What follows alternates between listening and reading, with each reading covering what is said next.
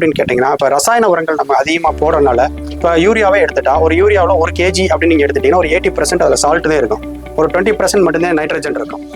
ஒரு நல்ல சத்தான ஃபெர்டைல் சாயில நீங்கள் ஒரு பொடி எடுத்து நீங்கள் சாயில் டெஸ்ட் பண்ணிங்கன்னா, கோடிக்கணக்கான நுண்ணுயிர்கள் இருக்கும். நீங்கள் ரசாயன உரம் போகிறதுனால அந்த நுண்ணுயிர்கள் அட் லாஸ்ட்டாக வந்து மலட்டுத்தன்மைன்னு சொல்கிறோம்ல, அந்த மாதிரி. அப்போ மழை பெஞ்சா தண்ணியை வந்து அப்சர்வ் பண்ணக்கூடிய அளவுக்கு போயிடும்.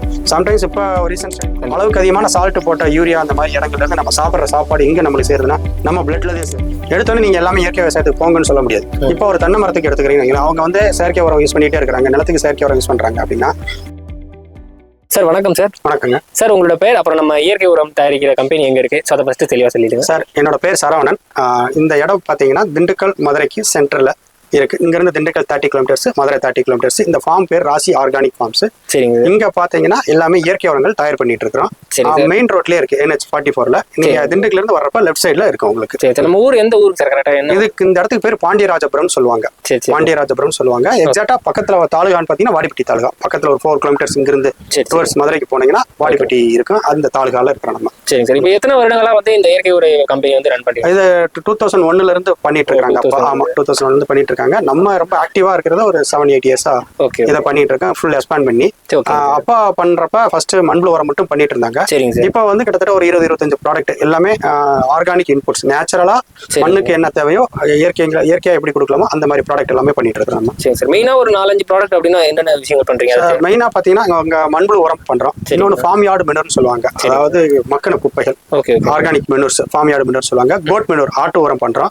நாலாவது ஆர்கானிக் NPKன்னு சொல்றோம். ஆர்கானிக் NPKன்றது இப்போ NPK வந்து நம்ம வெளியில கடையில வாங்கி போடுறோம், DAP வாங்கி போடுறோம். அதை அவாய்ட் பண்ணி மரத்துக்கு தேவையான நைட்ரஜன், பொட்டாசு, பாஸ்பரஸ் இந்த 3 சேர்ந்த ஒரு இயற்கையிலே எதை வச்சுன்னா உங்களுக்கு வந்து வேப்ப புண்ணாக்கு, ஆமணக்கு, bone meal, rock phosphate, bio potash, bio fertilisers, சாம்பல், அப்புறம் ஃபார்ம் யார்டு மெனூர். இந்த ஒரு மிக்சிங்ல இந்த ஒரு சர்டன் ரேஷியோல போட்டு அதை வந்து ஒரு 5:5:5, அதாவது 5% நைட்ரஜன், 5% பொட்டாசு, 5% பாஸ்பரஸ் இது இருக்கிற மாதிரி ஒரு ஆர்கானிக்கா ஒரு ப்ராடக்ட் பண்ணிட்டு இருக்கோம். அது ரொம்ப ப்ராம்ப்டான ப்ராடக்ட், கொஞ்சம் காஸ்ட்லியாகவும் இருக்காது. மற்ற ப்ராடக்ட் நிறைய இருக்கு. இப்போ மாடி தோட்டம் போடுறவங்களுக்கு தேவையானது, லேண்ட்ஸ்கேப்பிங் போடுறவங்களுக்கான மெனூர்ஸ், அப்புறம் பஞ்சகவியா, மீன் அமிலம், ஜீவாமிர்தம் எல்லாமே பார்த்தீங்கன்னா இங்கே ஹோல்சேலா ஓவரால் மேனுஃபேக்சரிங் பண்ணிட்டு இருக்காங்க. சரி, ஓகேங்க சார். இப்போ நம்ம கம்பெனி வந்து எவ்வளவு பரப்பளவுல இந்த இடத்துல அமைஞ்சிருக்கு? ஒரு நாளைக்கான அந்த உற்பத்தி திறனுங்கிறது எவ்வளவு இருக்குங்க சார்? சார் இது டோட்டலா 15 ஏக்கர்ஸ்ல இருக்கு. 15 ஏக்கருங்க. ஆமா 15 ஏக்கர்ல இருக்குங்க. இதுல ப்ரொடக்ஷன் கெப்பாசிட்டின்னு சொன்னீங்கன்னா இப்போ form yard manure, code manure ஒரு நாளைக்கு 20 டன்ஸ் கூட போட்டு கொடுத்துடலாம். அது பிரச்சனை இல்லை. வெர்மி காம்போஸ்ட் அப்படின்றது ஒரு 12 to 15 டன்ஸ், ஒரு 20 டன்ஸ்க்கு மேல எடுக்கிற மாதிரி இருந்துச்சுன்னா 1 or 2 days ஆகும். அப்போ ஒரு ஆவரேஜா பாத்தீங்கன்னா இங்க ஒரு 15 டன்ஸ் ப்ரொடக்ஷன் வந்து ஆவரேஜா. சம்டைம்ஸ் 25 டன்ஸும் போடுவோம், சம்டைம்ஸ் 10 டன்ஸும் போடுவோம். பட் ஆவரேஜா இப்போ ஒரு 15 டன் ஒரு மாசம், ஒரு நாளையோட ப்ரொடக்ஷன். ஒரு நாளைக்கு அப்போ 1 மந்த் வந்து ஒரு 450 டன் ப்ரொடக்ஷன் ஆர்கானிக் மெனூர்ஸ் மட்டும் போறோம். அது டிஃபரெண்ட் ஃபார்ம்ஸ்ல இருக்கு, ஒரே ஃபார்ம்னு நம்ம சொல்ல முடியாது. Okay sir. இப்போ இந்த ஆர்கானிக் உரங்களோட தேவைங்கிறது இப்படி வந்துச்சுங்க சார். ஏன்னா இன்னைக்கு வந்து நிறைய பேர் வந்து இயற்கையாவே வந்து மாட்டு உரத்தை நேராவே வயல்ல பயன்படுத்தலாம். ஸோ அது இல்லாம நம்ம ஏன் வந்து அதை கம்போஸ்ட் பண்ணி ஒரு மண்புழு உரமா தயாரிக்கணும் சார்? அப்படி தெளிவா சார். இது இந்த இராவை எப்படி வச்சுக்கலாம்னா, நம்மாழ்வாருக்கு பின்னாடி அப்படின்னு வச்சுக்கலாம். நம்மாழ்வார் வந்து அந்த இயற்கை விவசாயத்தோட இம்பார்ட்டன்ஸை வந்து ரொம்ப ஸ்ப்ரெட் பண்ணார். அவர் விதைச்ச விதை, அவர் விதைச்சதுக்கு அப்புறம் எல்லா ஃபார்மர்ஸ் எல்லா இடத்துலையும் வந்து மண்ணுக்கு தேவையான உண்மையான ஒரு இன்புட்ன்றது ஆர்கானிக் மெனூர்ன்றது ஒரு கான்செப்ட் வருது. ஏன் அப்படின்னு கேட்டிங்கன்னா, இப்போ ரசாயன உரங்கள் நம்ம அதிகமாக போடுறதுனால, இப்போ யூரியாவே எடுத்துட்டா, ஒரு யூரியாவில் 1 kg அப்படின்னு நீங்கள் எடுத்துட்டீங்கன்னா ஒரு 80% அதில் சால்ட் தான் இருக்கும், ஒரு 20% மட்டும்தான் நைட்ரஜன் இருக்கும். ஸோ ஈவன் இப்போ மற்ற இதுலாம் பார்த்தீங்கன்னாவே எல்லா கெமிக்கல் ஃபெர்டிலைசர்ஸ்லையுமே ஒரு சர்டைன் அமௌண்ட் தான் உங்களுக்கு வந்து அதோட சத்து இருக்க முடியும். மீதி எல்லாமே சால்ட்டாகத்தே நம்ம மண்ணுக்கு ஃபீடு கொடுக்குறோம். இப்போ நம்ம அதிகமான உப்பு சாப்பிட்டா எவ்வளோ தண்ணி நம்மளுக்கு தேவைப்படுதோ, அதிகமான ரசாயன உரங்கள் போறதுனால மண்ணுல இருக்கிற தன்மையில வந்து தண்ணி நிறைய கேட்கும். ஒவ்வொரு செடியும் மண்ணும் கேட்கும், இதுவும் கேட்கும். ஸோ இது ஒரு காரணம். ரெண்டாவது என்னன்னு கேட்டீங்கன்னா, மண்ணில் இருக்கிற பாக்டீரியாஸ், நுண்ணுயிர்கள் எல்லாமே வந்து கவுண்டிங் வந்து குறையும். ஒரு நல்ல சத்தான ஃபெர்டைல் சாயில நீங்க ஒரு பொடி எடுத்து நீங்க சாயில் டெஸ்ட் பண்ணீங்கன்னா கோடிக்கணக்கான நுண்ணுயிர்கள் இருக்கும். நீங்க ரசாயன உரம் போறதுனால அந்த நுண்ணுயிர்கள்லாம் செத்துரும். ஏன் நுண்ணுயிர்கள் நமக்கு ரொம்ப முக்கியம் கேட்டீங்கன்னா, நுண்ணுயிர்கள் இருந்துச்சு அப்படின்னா 1 ஏக்கர் பரப்புல நீங்க எவ்வளவு நல்ல நுண்ணுயிர்கள் இருக்கிற இடத்துல நல்ல மழை பெய்ச்சுன்னா, ஒரு மழை பெய்யறதுல ஒரு 1 lakh லிட்டர்ஸ், ஒரு மழை பெய்ஞ்சுன்னா 1 லட்சம் லிட்டர் வந்து அந்த நுண்ணுயிரிகளை அப்சர்வ் பண்ணி பூமிக்கு கொடுத்துரும். இப்போ ரசாயன உரம் தொடர்ந்து போடுறதுனால அது ஒரு அப்சர்வேஷன் கெப்பாசிட்டி ரொம்ப குறைஞ்சு அட் லாஸ்ட்டாக வந்து மலட்டுத்தன்மைன்னு சொல்கிறோம்ல, அந்த மாதிரி. அப்போ மழை பெஞ்சா தண்ணியை வந்து அப்சர்வ் பண்ணக்கூடிய அளவுக்கு போயிடும். சம்டைம்ஸ் இப்போ ரீசெண்ட் ஸ்டைலோட 25,000 தான் இப்போ குடிக்குது அப்படின்றாங்க. ஸோ இப்போ நீங்கள் ஆர்கானிக் மெனூர்ஸ், ஆர்கானிக் இன்புட்ஸை நீங்கள் கொடுக்க என்ன ஆகும்னு கேட்டிங்கன்னா, மண்ணில் இருக்கிற நுண்ணுயிர்கள் பெருக்கம் அதிகமாக இருக்கும். மண்ணுடைய சாஃப்ட்னஸ், கொழுப்பு தன்மை நிறையா இருக்கும், சத்து நிறையா இருக்கும். நீங்கள் ப்ரொடியூஸ் பண்ணக்கூடிய அது வந்து ஆரம்பத்தில் கொஞ்சம் கம்மியாக இருக்கிற மாதிரி இருந்தாலும் லாங் டைமில் பார்த்தீங்கன்னா நீங்கள் என்ன ஈல்டு நீங்கள் ரசாயன உரத்தில் எடுக்கிறீங்களோ அதே ஈல்டை வந்து ஒரு 2 to 3 இயர்ஸ்க்கு அப்புறம் இயற்கை உரங்களை எடுக்க முடியும். செகண்ட், மண்ணுடைய கெப்பாசிட்டி வந்து ஹோல்டிங் கெப்பாசிட்டி இப்போ தண்ணி நீங்கள் பாய்ச்சறீங்கன்னு வைங்க, இப்போ ரசாயன உரம் போட்டால் வாரத்துக்கு ஒரு ஆட்டை பாய்ச்சலாம். இதெல்லாம் 15 நாளைக்கு. இப்போ நம்ம போட்டிருக்க தென்னை மரம்லாம் 15 நாளைக்கு ஒரு ஆட்டை பாய்ச்சும். ரொம்ப வறட்சியான காலங்களையும் மண்ணில் இருக்கிற ஃபெர்டைலை பொறுத்து உங்களுக்கு வந்து அந்த அப்சர்வேஷன் வந்து கெப்பாசிட்டி ஹோல்டு பண்ணி நிறைய நாள் வச்சுக்கும். ஸோ நம்ம தேவையில்லாமல் தண்ணி நிறைய வேஸ்ட் பண்ண வேண்டாம். தண்ணியை ஹோல்டு பண்ணிக்கும், மண்ணோட சாயில் ஃபெர்டிலிட்டி இன்க்ரீஸ் பண்ணிடும், டேஸ்ட் நல்லா இருக்கும், சத்தான உணவுகள் கிடைக்கும், அந்த உடம்புக்கு ஹெல்த்தியா இருக்கும். அளவுக்கு அதிகமான சால்ட் போட்ட யூரியா அந்த மாதிரி இடங்கள்ல இருந்து நம்ம சாப்பிட்ற சாப்பாடு எங்க நம்மளுக்கு சேருதுன்னா நம்ம பிளட்ல தான் சேருது. அந்த உப்பு வந்து எங்க ஃபைனலா வந்து சேருதுன்னா நம்ம பாடியில தான் சேருது. ஸோ அதனால என்ன ஆகுது, ப்ரெஷர் வருது, சுகர் ஃபாஸ்டா வந்துருது, நிறைய காம்ப்ளிகேஷன் வருது. ஸோ இதெல்லாம் இந்த அவேர்னஸ் இப்போ மக்கள்கிட்ட நிறைய வந்துருச்சு. ஸோ எல்லாரும் மோஸ்ட் ஆஃப் தி ஃபார்மர்ஸ் என்ன நினைக்கிறாங்க, நம்ம மண்ணை வந்து நம்ம கெடக்கூடாது அப்படின்னு நினைக்கிறாங்க. ஸோ அந்த மாதிரி ஃபார்மர்ஸ், அந்த மாதிரியான ஒரு சோசியல் ஆக்டிவிட்டி இருக்கிறவங்க இப்போ நிறைய எவால்வேட் வர்றாங்க. ஸோ அவங்கெல்லாம் நிறைய கேட்குறாங்க. ஸோ அதனால இந்த ஆர்கானிக் இன்புட்ஸ் வருங்காலத்துல ரொம்ப ஒரு ரெக்யர்மெண்ட் இருக்கு, தேவை இருக்கு. கண்டிப்பா. இப்ப நிறைய பேருக்கு இந்த ஆர்கானிக் உரம்னாலே வந்து விலை அதிகமா இருக்குமோ இல்லைன்னா விளைச்சல் வந்து வராது அப்படிங்கறது வந்து ஒரு விவசாயம் நினைக்கும் போது அதுதான் நினைப்பாங்க. ஸோ அதுல இருந்து மீண்டு வரணும்னா இப்ப ஏன்னா உடனே வந்து கெமிக்கல் உரத்துல இருந்து நேரடியாக மாற முடியாது. ஸோ அப்ப இயற்கை உரமும் பயன்படுத்தணும், கெமிக்கல் உரமும் பயன்படுத்தணும், எந்த ரேஷியோல இருந்து ஆரம்பிக்கலாம், எப்படி வந்து அந்த விவசாயி வந்து இயற்கை விவசாயத்துக்குள்ள வரணும்னா என்ன பண்ணணும் சார்? அருமையான கேள்விங்க சார் இது. இப்போ நம்ம திடீர்னு ஒரு நல்ல சும்மா ஒரு எக்ஸாம்பிள் சொல்றேன். ஒருத்தர் வந்து ரொம்ப ட்ரங்கன் ஆயிட்டாரு, ரொம்ப குடியாரன் ஆயிட்டா, உடனே மாத்த முடியாது. அவர் உடனே மாத்தினா அவருக்கு அந்த பாடி செட் ஆகாது. ஸோ அதை எப்படி கொஞ்சம் கொஞ்சமா மாத்தணுமோ அதே மாதிரி சாயிலோட கண்டிஷனை மாத்தணும்.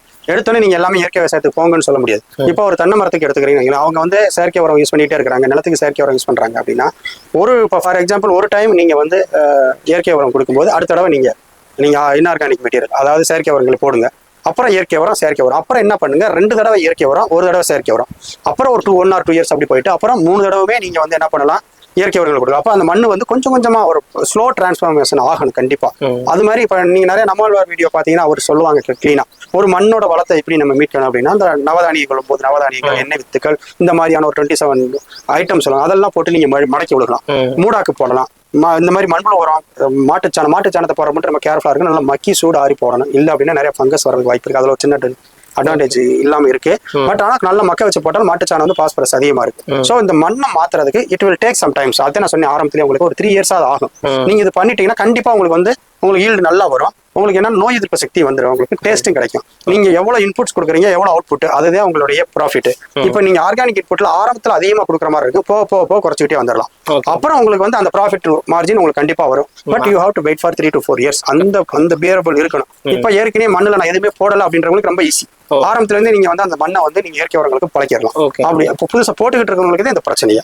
போடாம ஃபர்ஸ்ட் டைமா நீங்க வந்து விவசாயம் பண்ண போறீங்க, அந்த நிலத்துல ஒரு 30 வருஷம் 40 வருஷம் இந்த வெள்ளம் போலனா கண்டிப்பா அதுல வந்து ஆர்கானிக் மேட்டர்ஸ் நிறைய இருக்கும், கார்பன் கண்டென்ட் நல்லா இருக்கும், மைக்ரோப்ஸ் நிறைய இருக்கும். ஸோ அந்த மாதிரி இடத்துல நீங்க உடனடியா இயற்கை உரங்களே போட்டு அப்படியே நீங்க வந்து அந்த மண்ணை வந்து அதுக்கு அடாப்ட் பண்ணிக்கணும். கண்டிப்பா. இப்போ வந்து இந்த இடத்துல வந்து இப்ப உரத்தை எல்லாத்தையும் கலெக்ட் பண்ணிருக்கோம். சரிங்க. அப்ப இந்த உரம் வந்து எவ்வளவு நாள் ஆகும் எடுக்கிறதுக்கு? இங்க போட்டு அதாவது ராவா சாணியா போட்டு எடுக்கிறதுக்கு எவ்வளவு நாள் ஆகும்? 48 நாள் ஆகும். 48 நாள் ஆகும். 48 நாள்ல இருந்து எடுக்க ஆரம்பிச்சுன்னா எத்தனை நாளுக்குள்ள எடுத்து முடியும்? அது ஒரு வாரத்துக்குள்ள முடியும். சரிங்க. அந்த 48 நாள்ல என்னென்ன ப்ராசஸ் பண்ணுவீங்க? அப்ப உரம் வந்து ராவா போட்டதுல இருந்து தண்ணி அடிப்போம். முத நாள் சரிங்கக்கா தண்ணி அடிச்சு மெக்கா நாள் புழு விடுவோம். ஓகே. ஒரு பெட்டுக்கு எத்தனை கிலோ கணக்கு இருக்கா? அது இருக்கு. ஒரு பெட்டுக்கு வந்து 10 கிலோ மினிமம். 10 கிலோ. பெட்டோட நீளம் எவ்வளவு இருக்குங்க ஒரு பெட்டுக்கு? ஒரு பெட்டு வந்து எப்படி இது வந்து 25 மீட்டர் வரைக்கும் வரும். 25 மீட்டர் வரும். இப்போ ஒரு பெட்டுக்கு எவ்வளவு அகலம் இருக்கும்? அது 6 அடி கேப் இருக்கணும். சரிங்கக்கா. இது என்ன புழு வகையை சேர்ந்ததுக்கா? இது ஆப்பிரிக்கன். சரிங்கக்கா. இப்போ போட்டதுக்கு அப்புறம் அதுக்கப்புறம் என்ன ப்ராசஸ் பண்ணுவீங்க? தண்ணி அடிச்சுடும். எத்தனை நாளைக்கு ஒரு தடவை திரும்ப விடுவீங்க? அது ஒரு நாள் விட்டு ஒரு நாள் அடிக்கணும் தண்ணி. ஸ்ப்ரிங்கர் போட்டுருவீங்களா? அதுக்கு ஸ்ப்ரிங்கர் வந்து நம்ம இது கலெக்ஷன் பண்ணி இப்ப உரம் எடுத்துட்டோம்ல, எடுத்த பின்னாடி ஸ்ப்ரிங்கரை ஊட்டி விட்டா தான் லேசா இது பண்றது. நம்ம கீழே புதுசா பெட்டு போடுறதுனால நம்ம கையில தான் அடிக்கணும். அதாவது புதுசா ஃபர்ஸ்ட் டைம் இல்ல, எப்போதுமே வந்து உரத்தை போடுற, அதாவது சாணி போட்டு அப்படியே ஸ்ப்ரிங்கர் இது பண்ண முடியாது. சரி. அது ஈரத்தன்மை வந்து உங்களுக்கு சீக்கிரம் இதாகாது. ஓகே. அது புழு வந்து சாப்பிடாது. இது நம்ம கையில அடிச்சு விட்டாத்தே அது ஊறி புழு வந்து சாப்பிடும். எத்தனை நாள் வரைக்கும் கையில இப்ப தண்ணி அந்த மாதிரி தெளிக்க? அது 48 நாள் வரைக்கும் அது உரம் வரைக்கும் கையில அடிச்சுக்கும். அதாவது முதல் டைமா ஒரு ஷெட்ல போட்டு அப்படி பண்ணணும். அப்புறம் கலெக்ஷன் பண்ணிட்டு அப்புறம் ஸ்ப்ரிங்கரை ஓட்டி விட்டுக்குருவோம். அது ப்ராப்ளம் இல்ல, அது புழு அது பாட்டுக்கு ஆட்டோமேட்டிக்கா சாப்பிட்டுக்கிறோம். சரிங்கக்கா. இப்போ வந்து இந்த புழு அதாவது உரம்லாம் எடுத்துட்டீங்க, எடுத்ததுக்கு அப்புறம் என்ன ப்ராசஸ் நடக்கும்? திருப்பி இதுலயே அப்படியே பெட்டு ஸ்டார்ட் பண்ணிடுவான். இப்ப உரத்தை கலெக்ட் பண்றீங்க, இது வந்து அடுத்தது என்ன ப்ராசஸ் பண்ணுவீங்கன்னு கேக்குறேன். இது வந்து சலிக்க போயிடும், குடோனுக்கு போயிடும். ஓகே. அதாவது சல்லி அது மாதிரி எதுவும் கப்பிலாம் இருந்தா எடுத்துருவீங்க? ஆமா, சலிச்சு அது தனித்தனியா வந்துரும். உரம் தனியா, கப்பி தனியா வந்துரும். அதுக்கப்புறம் தான் பேக்கிங் அது பண்ணி. சரிங்கக்கா. ஷெட் போட்டிருக்கீங்க. இப்போ இந்த மொத்தமா இது வந்து எத்தனை அந்த இது போட்டிருப்பீங்க, பெட்டுன்னு எடுத்து போட்டிருப்பீங்க? அது 30-32 பெட் வரைக்கும் வரும். 30-32 பெட் வரைக்கும் போட்டிருப்பீங்க. சரி. இப்போ எடுத்தோன்னா அடுத்த நாளே வந்து உரம் திரும்பி போட்டுருவீங்களா? திருப்பி போட்டுருவோம். இந்த உரம் வந்து என்னென்ன உரத்தை பயன்படுத்துவீங்க இதுக்கு? இதுக்கு வந்து வெர்மி கம்போஸ்ட், சாதா வெர்மி கம்போஸ்ட் என்ரிச் பண்ணுவோம். இதுலயும் இது பாட் மிக்ஸாவும் யூஸ் பண்ணிக்கலாம். பாட் மிக்ஸ் மண்ணுக்கு இந்த மாடி தோட்டத்துக்கு ரெடி பண்றதுக்கு அதுக்கு யூஸ் ஆகுது. இது எம்பிகே தயாரிக்கிறதுக்கு யூஸ் ஆகுது. சூப்பர் மிக்ஸ் தயாரிக்க யூஸ் ஆகுது. சரி, ஓகே. இது எல்லா உரத்துகளுக்குமே கலந்துக்கிறோம். சரிங்க. அப்ப அது இல்லாம இப்ப இன்னொரு என்னன்னா, இப்ப இது வந்து முழுக்க மாட்டு சாணத்தை மட்டும் தான் அந்த உரத்தை இருக்க பயன்படுத்தலாம், இல்ல வேற எதுவும் வரும்? மாட்டு சாணம் மட்டும் தான். மாட்டு சாணம், காய் வேஸ்ட், பழ வேஸ்ட் கிடைக்கிறத போட்டுக்குருவோம்.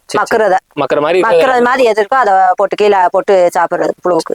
சரிங்க. அந்த புழு வந்து திரும்ப வந்து மாத்தணுமா, இல்ல ஒரு டைம் போட்டா போதுமானது இருக்குமா? அது ஒரு டைம் போட்டா போதும். அப்ப அந்த இருக்கிற புழு அதுலயே இருக்கும்? ஆமா, இருக்கும். இருக்க நம்ம பாதி இயற்கையிலேயே பெட்டு போட்டுக்கலாம். இதை காட்டிலும் பெருசாலாம் இருக்கும். இது வந்து ஆப்பிரிக்கன் மண்புழுங்களா? இப்ப இந்த மண்புழுவோட உரம் வந்து நம்மளோட மண்ணுக்கு செட் ஆகுங்களா? தாராளமா செட் ஆகும். எல்லா வகை மண்ணுக்குமே செட் ஆகும்.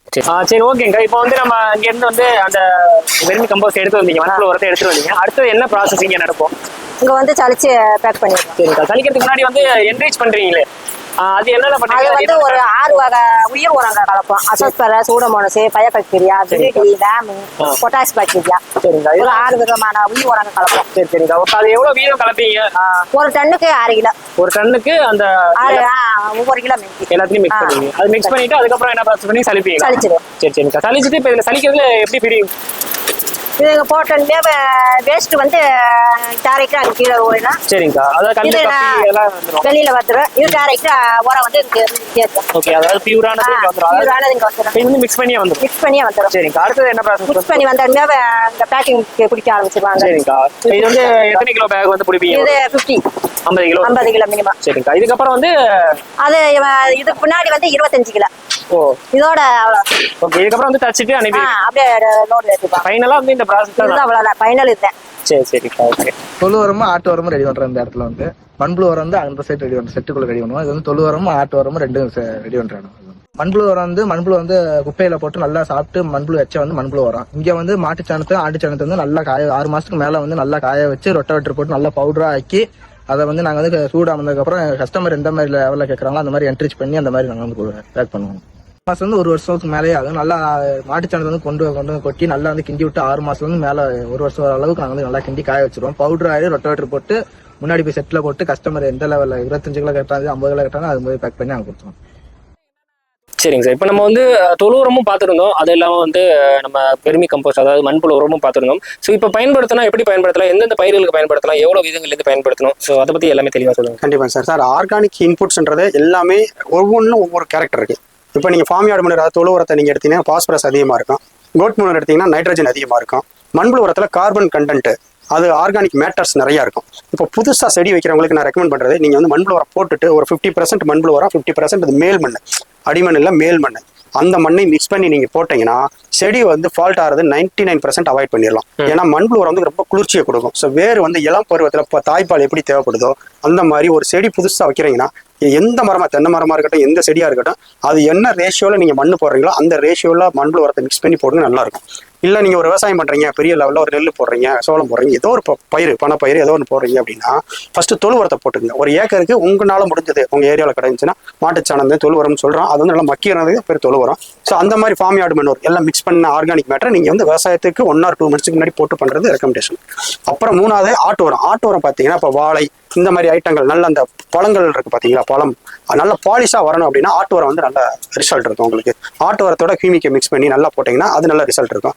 வளர்ச்சியே இல்லாமல் மண் ரொம்ப மலடாக இருக்குது, அதில் சத்து நிறையா தேவைன்னா ஆர்கானிக் NPK 5:5 நாங்கள் சொன்னோம் இல்லைங்களா, அந்த ரேஷியோ நீங்கள் போடலாம். ரொம்ப தெளிவாக சொல்லியிருந்தீங்க. இப்போ நம்மளோட உரங்கள் வந்து தேவைப்படுதுன்னா எப்படி கொடுப்பீங்க, விலை வந்து விவரங்கள் அதை பற்றி தெளிவாக சொல்லுங்கள். கண்டிப்பாக சார். நம்ம இங்கே நான் ஏற்கனவே உங்களுக்கு சொன்னேன் சார், நம்ம வந்து லார்ஜ் ஸ்கேலாக பண்ணிட்டு இருக்கோம். இந்த மாதிரி செட்டு நம்மகிட்ட 20 செட் இருக்குது. ஓகே சரிங்களா சார். நம்ம வந்து ஜென்ரலாக ஹோல்சேல் தான் பண்ணிட்டு இருக்கோம். ஒரு நாளைக்கு ஆவரேஜாக 15 tons அந்த ரேஞ்சில் நம்ம எல்லாத்துக்கும் அனுப்பிச்சுட்டு இருக்கோம். சரி. இப்போ ரீட்டைல் கஸ்டமர்ஸ் நிறைய கேட்குறாங்க, நாங்கள் அவாய்ட் பண்ண முடியல. ஜென்ரலாக ரீட்டைல் என்கரேஜ் பண்ண மாட்டோம். பட் எங்களுக்கு நிறைய டிஸ்ட்ரிபியூஷன் இருக்காங்க. இப்போ கோயம்புத்தூர், சென்னை, தூத்துக்குடி, எங்கெங்க ஹோசூர் எல்லா இடமும் எங்களுக்குன்னு டிஸ்ட்ரிபியூஷன் இருக்கிறாங்க. Okay. நீங்க எங்கிட்ட வந்து எடுக்க முடியாதுன்ற வருத்தம்லாம் பட வேண்டாம். எங்க டிஸ்ட்ரிபியூட்டர் கேட்டா அவங்க வந்து நம்மகிட்ட இருந்து ரெகுலரா ஹோல்சேலா எடுக்கிறாங்க. அவங்க அங்க ஸ்டாக் வச்சிருப்பாங்க, நீங்க அங்க வாங்கி பண்ணிக்கலாம். இப்போ 2 டன்னுக்கு மேல வேணும் அப்படின்னு சொல்லிட்டு ஹோல்சேல் வேணும்னா நம்மள நீங்க கான்டாக்ட் பண்ணலாம். அந்த கீழே இருக்கிற நம்பரை நீங்க பாத்துக்கங்க. சரி. ஸோ அதுதான் பெஸ்ட் உங்களுக்கு. ஏன்னா மேக்ஸிமம் நாங்க வந்து ரீட்டைல்ஸ் என்கரேஜ் பண்றதுல ஒன்லி ஹோல்சேல் மட்டும்தான். ஒன்லி பெரிய ஃபார்ம்ஸ், ஃபார்மர்ஸ், அப்புறம் கம்பெனிஸ் இந்த மாதிரி நம்ம பண்ணிட்டு இருக்கோம். ஏன்னா ரீட்டைல் பண்ணா மற்ற பெரிய பெரிய ஃபார்மர்ஸ்க்கு நம்ம அனுப்புறது டிலே ஆகுது. ஸோ அதனாலதான் நாங்க டிஸ்ட்ரிபியூட்டர் சொல்லி வாங்கி சொல்லிடுறோம். சரி இப்போ விலைங்கிறது எவ்வளவு சார் இப்போ எப்படி சொல்றது இல்ல, ரீட்டைலுக்கு ஒரு டிஃப்ரெண்ட் ரேட் இருக்குங்க சார். ஓகே. நம்மளால முடியல, இங்க நேரடியா வாங்குறவங்க வர்றாங்க, வந்தாங்கன்னா ஒரு இங்க ரீட்டைல்ன்றது அவங்களுக்கு ஹோல்சேலா தெரியும், பட் இங்க ரீட்டைலா கொடுக்குறோம் அவ்வளவுதான். பட் ஹோல்சேல் 10 டன்னுக்கு மேல வெர்மி கம்போஸ்ட் எடுத்தா 7 rupees அந்த மாதிரி கொடுக்குறோம். அதாவது கிலோ வந்து ஆமா, கிலோ வந்து அதாவது 7000 rupees per டன்.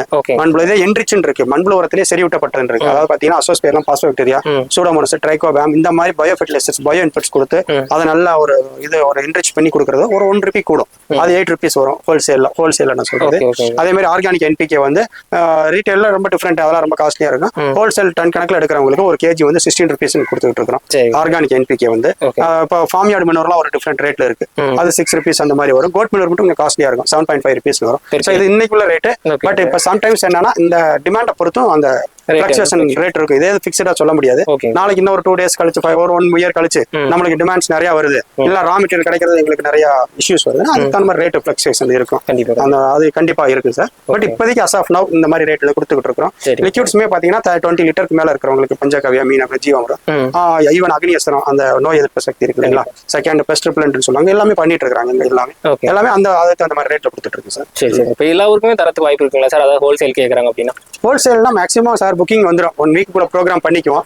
நாங்க சொல்லிடுவோம் சார், நாங்க வந்து இந்த டேட்ல உங்களுக்கு மேக்ஸிமம் ஒரு இப்போ நான் சீசன் டைம்ல 1 or 2 daysல கொடுத்துருவோம். சீசன் டயத்துல ஒரு 3 to 4 days அவ்வளவுதான். அதனால ஒரு 2 to 3 days முன்னாடி நீங்க எத்தனை டன் வேணும்னு சொல்லிட்டீங்கன்னா அவங்களுக்கு நாங்க ப்ரோக்ராம் பண்ணி அதுக்கு இந்த மாதிரி நாங்க லோட் பண்ணி அனுப்பிச்சுட்றோம்.